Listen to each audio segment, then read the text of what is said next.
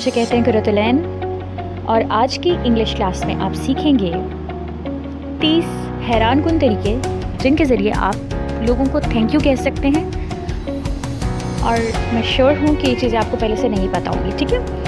क्योंकि मोस्टली ये होता है कि थैंक यू हम इस तरह से कह रहे होते हैं, thank you, thanks a lot, thank you so much. इसके अलावा हमें कोई और एक्सप्रेशन आता नहीं है। लेकिन जब भी कोई हम पर जो है कोई ना कोई हमारे साथ कोई फेवर करता है, कुछ अच्छा करता है, तो अब हमें भी हमारा भी फ़र्ज़ बनता है कि हम उनको अच्छा फ़ील करवाएं। हम उनको कुछ ऐसे वर्ड्स कहें जिससे उनको वार्मथ फील हो, नेक्स्ट टाइम भी वो हमें फेवर देने के लिए रेडी हो।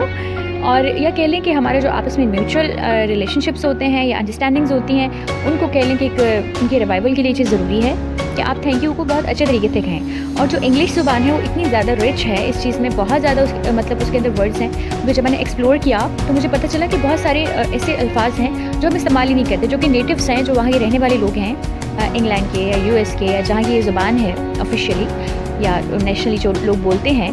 तो मैंने रियलाइज़ किया कि बहुत सारे तरीके हैं जिसके ज़रिए से थैंक यू या शुक्रिया का इजहार किया जा सकता है और बड़े अच्छे तरीके से किया जा सकता है, जिससे लोग भी खुशी महसूस करते हैं, ठीक है?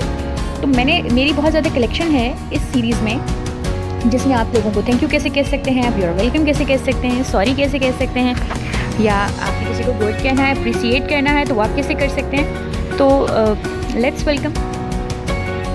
तो पहला एक्सप्रेशन है आई एम इंडेप्टेड। इसका मतलब ये होता है कि मैं आपका एहसानमंद हूँ, ठीक है? यानी कि अगर किसी ने आपके लिए कोई फेवर किया है तो आप उनको ये कह रहे हैं कि मैं एहसानमंद हूँ, मैं आपका मकरूज़ हूँ, जब मुझे टाइम मिलेगा तो मैं इसको रिटर्न करूँगा, ठीक है? मैं मकरूज़ हूँ। तो ये बड़ा ब्यूटीफुल एक्सप्रेशन है, क्योंकि लोग इस तरह की चीज़ें अक्सर एक्सपेक्ट नहीं कर रहे होते आपसे कि आप इस तरह से कहेंगे।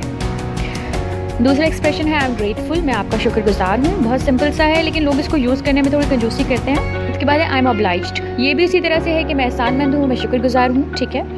और इसको आप इस तरह से भी कह सकते हैं I am much obliged.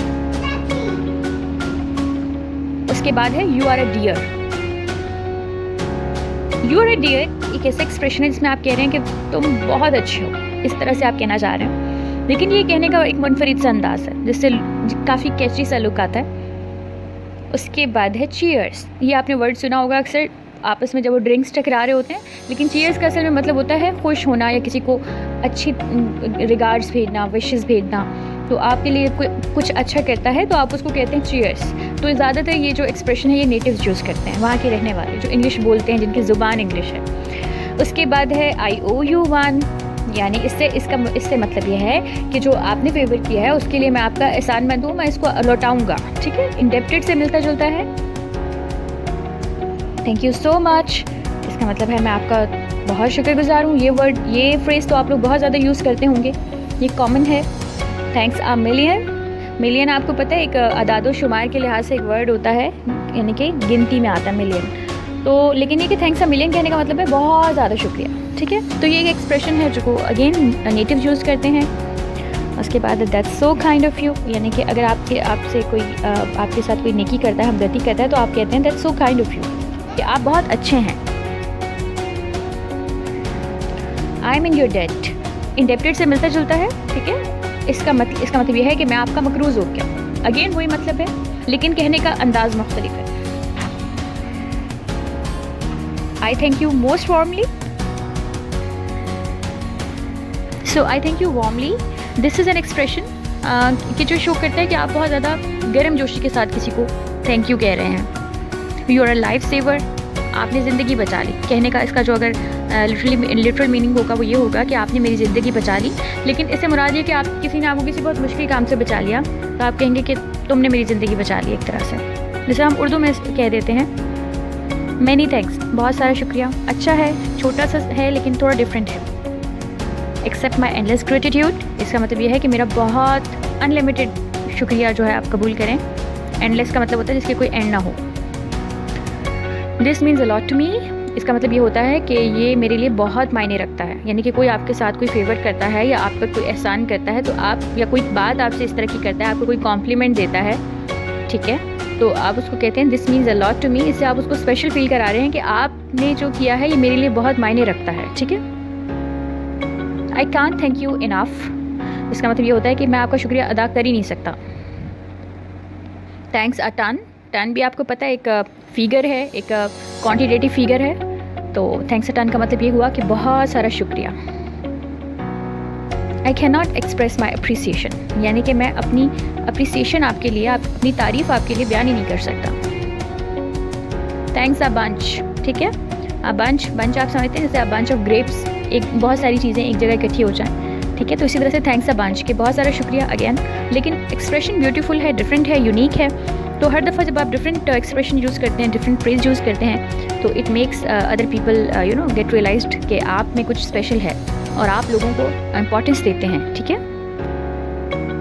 I O you big time, इसका मतलब भी वही है आई ओ यू वन वाला, कि मैं बहुत ज़्यादा तुम्हारा शुक्रगुजार हूँ, बहुत ज़्यादा एहसानमंद हूँ, और जब भी मुझे मौका मिला तो मैं इस एहसान को लौटाने की कोशिश करूँगा। वार्मेस्ट थैंक्स, अगेन गर्मजोशी के साथ शुक्रिया आप अदा कर रहे हैं, लेकिन यह है कि ये फिर अगेन यूनिक है, डिफरेंट है।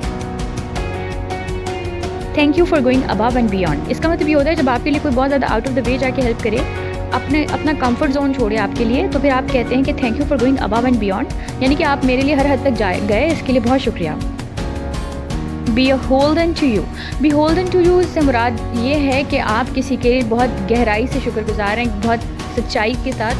अगेन मकरूज़ होने वाली बात है कि आप किसी की अच्छाई से या किसी की फेवर से आप बिल्कुल वो हो जाते हैं, उसके मतलब उसमें कैप्चर हो जाते हैं, उसके एहसान में जकड़े जाते हैं ना, इसको कहते हैं मैं आपके एहसान में जकड़ा गया। बी होल्डन टू यू बहुत प्यारा एक्सप्रेशन है, लेकिन आप इसको तभी यूज़ करेंगे जब किसी ने वाकई बहुत बड़ी आपके लिए फेवर की हो। आई एम ऑल ग्रैटिट्यूड, आप इससे मुराद है कि आपकी पूरी की पूरी जो शख्सियत है वो किसी की शुक्रगुजारी कर रही है, ठीक है, यानी किसी के साथ वो किसी को थैंक कह रही है। Words are powerless to express my gratitude, इसका मतलब ये है कि जो अल्फाज हैं वो अपनी तवानाई खो चुके हैं, ताकत खो चुके हैं कि मैं शुक्रिया अदा कर सकूँ, यानी कि मेरे अल्फाज काफ़ी नहीं हैं। उर्दू में भी हम ये एक्सप्रेशन यूज़ करते हैं कि मेरे पास लफ्ज़ नहीं है शुक्रिया अदा करने के लिए, तो ये कह लें कि इंग्लिश का वर्जन है, लेकिन बहुत अच्छा है। विद डीप ग्रैटिट्यूड, इसका मतलब यह है कि बहुत गहराई से शुक्रगुजार हूँ आपका, लेकिन अच्छा एक्सप्रेशन है, छोटा सा 3 वर्ड्स का, लेकिन बहुत यूनिक और बहुत ब्यूटीफुल। थैंक यू काइंडली, अभी तीनों वर्ड्स बहुत नॉर्मल कॉमन यूज़ होने वाले हैं, लेकिन ये काइंडली का और थैंक यू का कॉम्बिनेशन थोड़ा यूनिक है, जो लोग अक्सर यूज़ नहीं करते, लेकिन नेटिव्स इसको अगेन यूज़ करते हैं फॉर्मल वे में। इटर्नली ग्रेटफुल, ये बड़ा ज़बरदस्त एक्सप्रेशन है, और इससे मुराद ये है कि आप जब किसी चीज़ के लिए मतलब इतने ज़्यादा शुक्रगुजार हों कि आप मरने के बाद भी उसका एहसान ना उतार सकें, तो इसको कहते हैं इटर्नली ग्रेटफुल। बियॉन्ड ग्रेटफुल, इसका मतलब ये है कि आप इतने ज़्यादा शुक्रगुजार हैं कि शुक्रगुजारी की इंतहा से भी आगे, ठीक है। तो देखिए बात सारी वही हो रही है, लेकिन एक्सप्रेशंस डिफरेंट है, हर दफ़ा एक डिफरेंट बात आप कहेंगे। Please accept my deepest thanks, ये आखिरी सेंटेंस था, आखिरी फ्रेज था, इससे मुराद ये है कि मेरा दिल की गहराइयों से शुक्रिया अदा जो है कबूल करें। डीपेस्ट का जो वर्ड है वो थैंक यू के अंदर बहुत ज़्यादा एक कह लें कि इसको वाइब्रेंट बना रहा है, इसको बड़ा अच्छा सा बना रहा है।